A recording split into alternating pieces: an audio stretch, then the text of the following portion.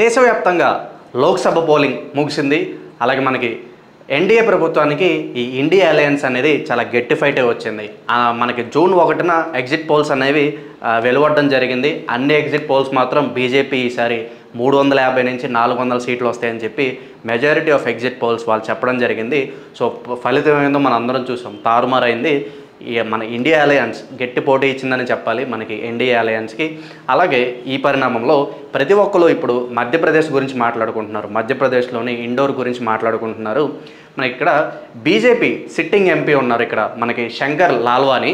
ఈయన అక్కడ బీజేపీ కింద కంటెస్ట్ చేయడం జరిగింది. అయితే ఆపోజిట్లో మనకి కాంగ్రెస్ ఎంపీ అక్షయ్ కాంత్ గారు చివరి నిమిషంలో ఏం చేశారంటే మనకి బీజేపీతో జాయిన్ అయ్యారు. యాక్చువల్గా ఆయన కాంగ్రెస్ అభ్యర్థి, కానీ ఈయన సడన్గా వచ్చి బీజేపీలో ఈయన జాయిన్ అవ్వడం జరిగిందనమాట. సో ఓవరాల్గా మనం ఇక్కడ చూసుకున్నట్లయితే బీజేపీ తరపున ఎంపీ ఉన్నారు, కానీ కాంగ్రెస్ తరపున ఎంపీ లాస్ట్ మినిట్లో ఇక్కడ ఏం జరిగిందంటే ఆయన కూడా బీజేపీలో వచ్చి జాయిన్ అవ్వడం జరిగింది. ఇక్కడ ఓవరాల్గా చూసుకున్నట్లయితే కాంగ్రెస్ తరపున ఇక్కడ అభ్యర్థులు అనేవారు లేరు. లాస్ట్ మినిట్లో ఇక్కడ కాంగ్రెస్ అభ్యర్థి బీజేపీతో జాయిన్ అవ్వడంతో అక్కడ మనకి కాంగ్రెస్లో ఏ ఒక్క ఎంపీ కూడా పోటీ చేయలేదన్నమాట. దీంతో కాంగ్రెస్ ఫ్యాన్స్ ఎవరైతే ఉన్నారో వాళ్ళు ఒక్కసారిగా హర్ట్ అయ్యారు. సో వాళ్ళు పెద్ద ఎత్తున కాంగ్రెస్ తరపున ఏ అభ్యర్థి నిల్చోవట్లేదు. సో కాంగ్రెస్కి ఎవరైనా ఇలా మనకి ఇండియా అలయన్స్కి ఎవరైనా ఓటు వేయాలనుకుంటే వాళ్ళు నోటాకి ఓటు వేయండి అని చెప్పి పెద్ద ఎత్తున కాంగ్రెస్ తరపున ఈ అలయన్స్ వాళ్ళు ప్రచారం చేయడం జరిగింది.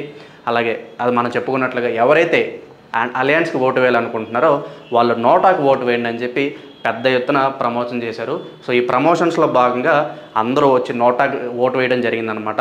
ఇంచుమించు 2 లక్షల ఓటింగ్స్ నోటాకి పడ్డాయి. 2 లక్షల మంది జనాలు వెళ్ళి నోటాకి ఓటు వేయడం జరిగింది. ఇది ఒక రికార్డ్ అని చెప్పుకోవచ్చు. మనకి ప్రీవియస్ రికార్డ్ వచ్చేసరికి బీహార్లోని గోపాల్గంజ్లో నమోదైంది. ఇంతకుముందు మనకి గోపాల్గంజ్లో 50,000 మంది నోటాకి ఓటు వేయడం జరిగింది. సో ఇప్పుడు ఆ రికార్డ్ను బ్రేక్ చేస్తూ మనకి ఇక్కడ ఇండోర్లో 2 లక్షల మంది నోటాకి ఓటు వేయడం జరిగింది. సో ఈ విధంగా ప్రజెంట్ ఈ మధ్యప్రదేశ్లోని ఇండోర్ గురించి అందరూ మాట్లాడుకుంటున్నారు. లాస్ట్ మినిట్లో కాంగ్రెస్ ఎంపీ అభ్యర్థి బీజేపీకి మారిపోవడంతో అక్కడ కాంగ్రెస్ తరపున పోటీ చేసే వాళ్ళు ఎవరు లేరు. ప్రజలందరూ చాలా హర్ట్ అయ్యారు. దీంతో చాలామంది ఎవరైతే కాంగ్రెస్కి ఓటు వేయాలనుకున్నారో వాళ్ళు భారీ సంఖ్యలో వచ్చి నోటాకి ఓటు వేయడం జరిగింది. ఈ విధంగా 2 లక్షల ఓట్లు అయితే నోటాకి వేయడం జరిగింది. సో ప్రీవియస్ రికార్డులు అన్నీ బద్దలైపోయినాయి. సో అందుకనే ఇప్పుడు అందరూ మధ్యప్రదేశ్ గురించి మాట్లాడుకుంటున్నారు.